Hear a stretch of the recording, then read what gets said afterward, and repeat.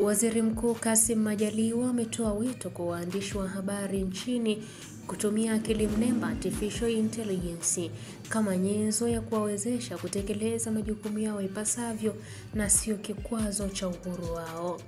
Amesema kuwa katika dunia ya sasa, vyombo vya habari vinakutana na changamoto mpya zinazotokana na maendeleo ya teknolojia, ambapo akili mnemba inachukua nafasi kubwa katika uzalishaji na usambazaji wa habari. Waziri Mkuu ameyasema hayo leo katika maadhimisho ya siku ya uhuru wa vyombo vya habari duniani ambayo kitaifa yamefanyika jijini Arusha. Hata hivyo, amesema serikali itaendelea kuandaa sera maalumu ya akili mnemba ambayo itatoa mwongozo wa matumizi yake katika vyombo vya habari ili kuhakikisha kuwa teknolojia hiyo inaendana na misingi ya uhuru wa vyombo vya habari, uwazi na uadilifu wa uandishi wa habari.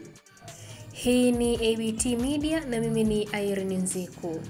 Ndugu wanahabari, wageni waalikwa, serikali inaendelea kuahidi kuendelea kushirikiana na nyie na wadau wote wa sekta ya habari kwa lengo la kulinda na kukuza uhuru wa habari hapa nchini. Na tunapoadhimisha siku ya uhuru wa vyombo vya habari duniani, sisi wanahabari wa Tanzania tunapaswa kuhakikisha kwamba akili mnemba inatumika kama nyenzo ya kuwezesha wanahabari na sio kikwazo kwa uhuru wa habari. Na katika dunia hii ya sasa, vyombo vya habari vinakutana na changamoto nyingi, tena nyingine ni mpya, ambazo zinatokana na maendeleo ya teknolojia, ambapo akili mnemba inachukua nafasi kubwa katika uzalishaji na usambazaji wa habari. Na kwa hiyo faida ya kauli mbiu ya mwaka huu ni kubwa na lazima tuizingatie. Kauli mbiu ya mwaka huu inasema uhabarishaji kwenye dunia mpya, mchango wa akili mnemba katika uhuru wa vyombo vya habari. Hiyo ndio kauli mbiu ya mwaka huu. Kauli mbiu hii inalenga kujadili athari za teknolojia ya akili mnemba katika uendeshaji wa vyombo vya habari na uhuru wake wa vyombo vya habari.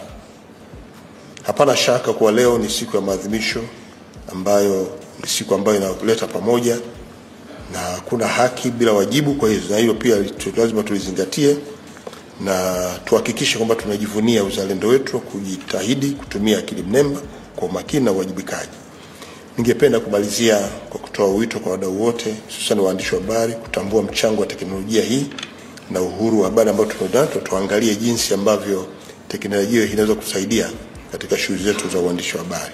Lakini tumeanzisha pia mchakato wa kuandaa sera ya akili mnemba, na nyie mkiwa hapa, yale ambayo nimesisitiza kwamba onyesheni mahitaji ya mabadiliko ya sera kwa mtumie majadiliano yenu ya leo kuhakikisha kwamba mnatoa ushauri sera yetu iweje kwenye eneo hili la akili mnemba. Kwa hiyo sisi serikali imetoa fursa ya nyie kuhakikisha kwamba mnajadili maeneo hayo na kuhakikisha kwamba teknolojia hii inaendana na misingi na uhuru wa vyombo vya habari, kiswala uwazi, uadilifu katika uandishi wa habari, nayo pia tutaizingatia.